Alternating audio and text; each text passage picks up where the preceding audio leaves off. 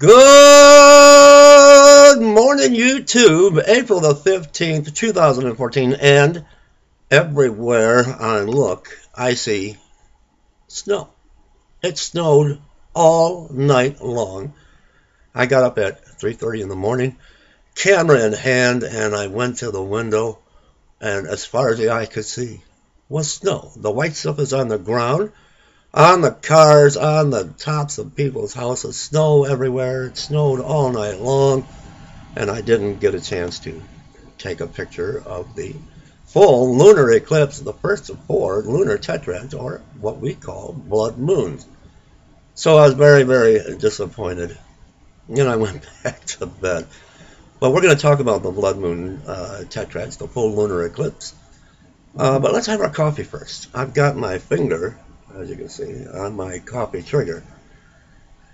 You know, I really truly miss Are You Rapture Ready coffee cup. But let's have our coffee nonetheless. Hold on. Now, I just want to make mention that when we read in Scripture in Joel 2 about the moon turning to blood, and in the book of Revelation, that is biblical. But when we're seeing a full lunar eclipse, a lunar tetrad, we're not to confuse that phenomenon with the actual full blood moon spoken of by the prophet Joel and in also the book of Revelation, just so we have an understanding. But nonetheless, I think something very significant is on the horizon as we're waiting patiently on the imminent rapture of the church. We will see a phenomenon, red tide algae, and where a lake will appear to have turned a blood red color. But again, let's not confuse that with Bible prophecy, biblical prophetic events. That is a phenomenon known as red sea algae or red tide algae, and the blood moons as well.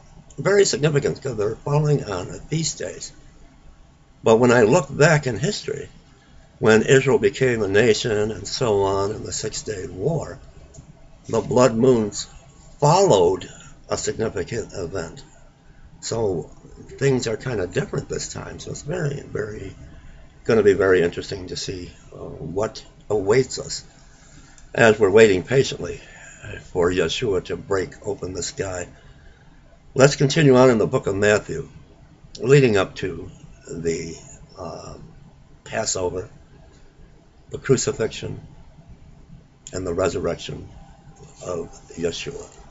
Matthew 26, and let's pick up where we left off yesterday at verse 47.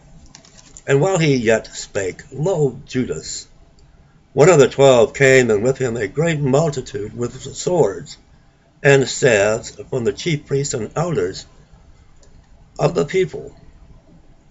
Now he that betrayed him gave him a sign, saying, Whomsoever I shall kiss, the same is he. Hold him fast.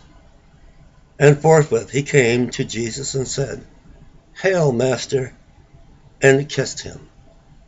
And Jesus said unto him, Friend, wherefore art thou come?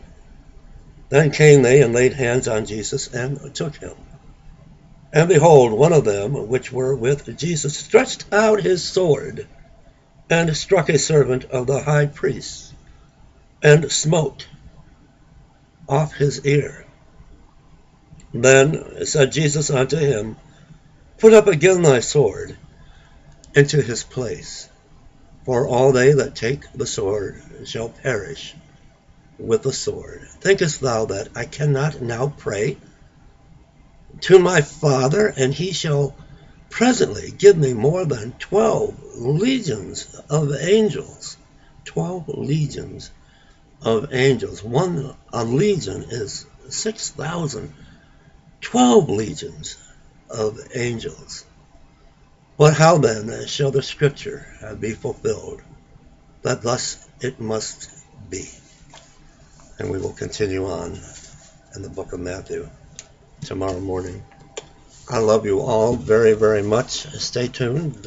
Join us at 12 o'clock noon for our live church service Come and be part of our church family. No fear, just love. Agape love and fellowship. And I want you to know, I love my pulpit, my lectern. And it is constructed in such a way, this is where I'm sitting. You can't see it, but I'm sitting. I'm sitting down at the pulpit. And I've got a nice place. My laptop is sitting here. My Bible is up here. I love you all. And stay warm, because maybe this is a sign. It's snowing. And I'm not happy. How about you? God bless. I love you all. Leave me a comment.